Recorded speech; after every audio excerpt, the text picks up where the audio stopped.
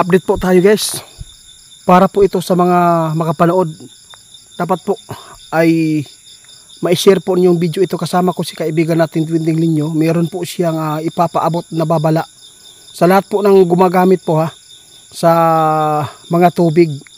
Kasi meron po palang mga tubig ngayon ay nakakasira sa ating katawan at nakapagbigay po ng virus.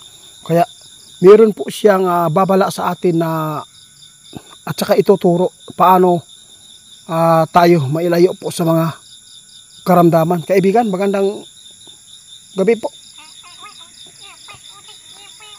Maraming salamat pati po sa kalusugan ng tao ipinapaabot po ninyo.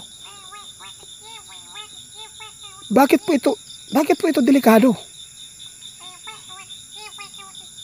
Ay naku po, napakadelikado pala ito guys kapag ito ay nainom natin. Kaibigan, baka yung mga ibang tao ngayon nakapag-inom na. Naku, maraming salamat guys, napakahalaga po ito ipapaabot namin sa inyo Tungkol po ito sa pamilya natin at saka yung katawan po natin para hindi po mapapasukan po ng mga virus. Kasi sabi po ng ating kaibigan, meron po ngayon makapagbigay po sa atin ng karamdaman tulad po nito. Ulitin mo kaibigan.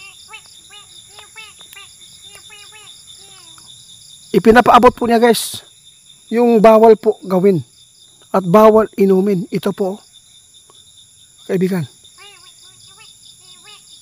Kailan lang po ninyo ito na discovery? Matagal na po daw nila na-discover ito guys. Kaya lang ngayon lang po daw nila na ipaabot. Maraming salamat ito kaibigan. Kasi po minsan po kami gumagamit po kami ng tubig na ganyan. Guys, ipinapaabot ng ating kaibigan mag-ingat kayo, babala po ito na dapat po hindi po kayo iinom nitong tubig na to Sa lahat po ng umaasa po sa ulan, kung naamoy gisalod diha, marami po nag-consume po dito na mga tangke. At saka nilalagyan po nila ng mga chlorine yung iba. Ngunit ay nakapagbigay pala ito ng hindi maganda sa ating katawan kapag ito ay naiinom natin.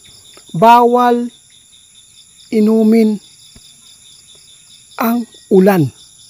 Bakit po kaibigan? Sa una pwede man na mainom. Bakit po ito na sabi po ninyo na bawal? Nako. Guys, hindi na po normal ang ating panahon at hindi na po maganda ang ating pollution. At saka makapagbibigay na po yan ng virus sa katawan natin, yung ulan ngayon. Saan po ba nanggaling yung kaibigan? Naku po, babala ito na kaibigan guys. Sa lahat po na makapanood dito, pag-share po para yung kamag-anak natin, mga apo natin, anak natin dyan. Hindi po ito makainom po ng tubig sa ulan. Bawal po inumin ang ulan dahil po ay pwede kayong magkakasakit dyan. Nga naman ni kaibigan. Alam po ba nyo guys kung bakit po hindi pwede inumin? Lalo na po ngayon, yung panahon natin ay sobrang rumi, sobrang dumi. Oo.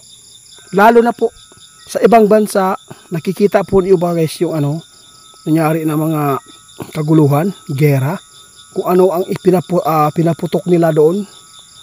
Yun number 1 po, makapagbibigay po ng hindi maganda sa ating katawan, lalo na pag umuulan. Kapag ito ay nainom ninyo, mayroong karamdaman po ninyo na hindi inaasahan sa inyong katawan na bigla po kayong nagkaroon ng mga tawag ani kaibigan ka ng hubag-hubag, at saka yung mga pula-pula sa iyong mga katawan, makati. Tapos yung katawan natin ay pwede po mapasukan po ng virus. Patay na. Maraming salamat kaibigan dahil po ay meron kami nakuha na naman po ng mga impormasyon na galing sa inyo. Maganda po ito kaibigan kasi po, alam mo ba, yung anak ko yung maliit, si Otso ko sa tuwing uulan na malakas, pinaliguan namin. Kaya pala Ay nako, bawal po pala ito gawin guys. No, hindi po maganda sa balat natin. Kaya maraming tumutubo na mga pula-pula sa katawan guys. Dahil po hindi na po maganda ang tubig na ulan na galing sa taas dahil po ay sobrang rumi na po ang ating mundo. Dahil po ito sa mga kaguluhan sa doon sa ibang bansa guys, yung mga ginamit po nilang mga paputok doon, sobra pala ito makapagbigay ng hindi maganda sa katawan ng tao. Sana po no, wala pong nakainom po ngayon kaibigan. Ang ginawa ng ating kaibigan guys, grabe, napakabait nila. Lahat po ng mga kalusugan ng tao, tinitingnan po nila kung ano po yung ginagamit po natin dito sa ating bansa. Hindi ko to in-expect kaibigan. Dahil po ay bihira lang po ito na ipaabot po ninyo ito tungkol po sa tubig sa ulan. Pero kung iligo sa mga tulad namin na matatanda na, okay lang po ba? Ay wag na lang po daw guys, no? Iba po daw talaga. No, subukan po niyo iligo guys, no? Yung ulan po ngayon ay iba ang kanyang lalo na pag binasa po ninyo sa katawan ninyo, no? Medyo madulas. Kaibigan, na-try ko po talaga kasi lagi po ako naliligo sa ulan eh. Oo, yun pala. Kasi dati guys, hindi po yan talaga ganyan, no?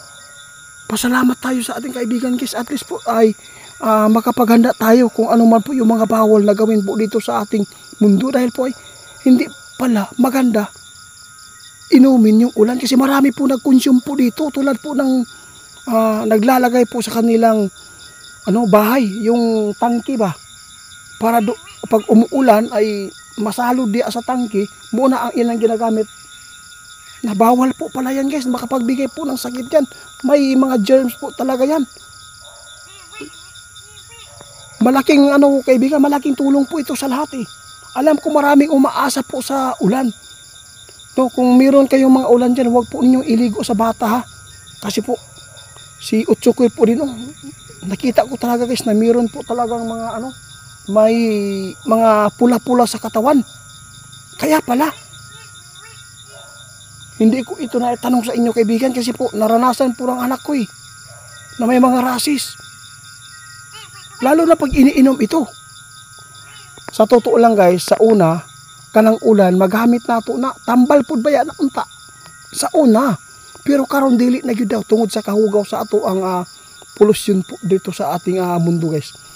Makita na ito ang paggera kung unsa man ang ilang gigamit. Toxic ba yan na?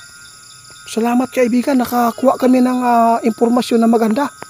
At least po maingatan po namin yung mga pamilya. Pakishare po ito guys ha. Sabihin po niyo sa mga kapatid po ninyo. Kung hindi po maniniwala, abala na sila. Basta at least po ay natugunan ninyo po ang magandang na ipaabot ninyo sa inyong kapwa. Di ba? Hindi po masama po na ipaabot natin yung ikakabuti. Basta sinabi na ating kaibigan, bawal po talaga inumin po yung ulan ngayon. Dahil po nakita natin kung ano po ang nangyayari dito, no? Yung mga virus guys, pwede yan sumama sa hangin. Pag umuulan yan, sasama yan sa tubig, no? Masalod pa yun nato. Salamat kaibigan ha. Hindi ko talaga ito inaasahan. Sa lahat po na makapanood dito guys, napakaswerte po ninyo. Baka po gumagamit kayo ng ulan ha. Bawal po talaga.